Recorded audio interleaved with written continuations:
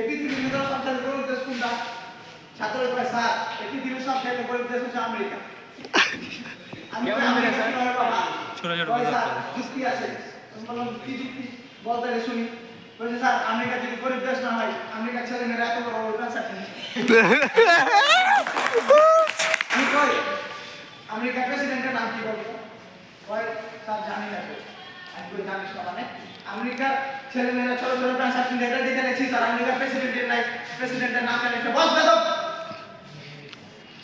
এক ছাত্রকে জিজ্ঞাসা করছি বলছি আর কি যে আমি রহিমকে 10 টাকা দিলাম, রহিম করিমকে 10 টাকা দিল, তাহলে আমি করিমকে 10 টাকা দিলাম, ঠিক আছে তো? ছাত্ররা বলে ঠিক আছে। আমি বললাম তাহলে এরকম করে একটা উদাহরণ দিতে।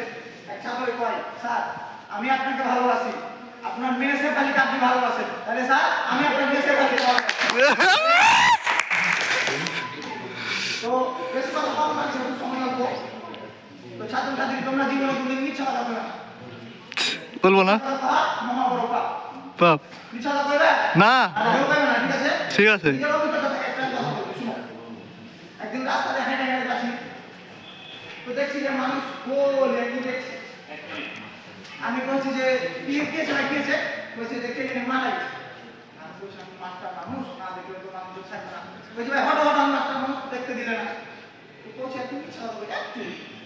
তো বলছি ভাই হঠাৎ আমি সাংবাদিক মানুষ দেখতে পারি তাও দিলে না। বলছে একটা এত বড় একটা মিথ্যা কথা বলি।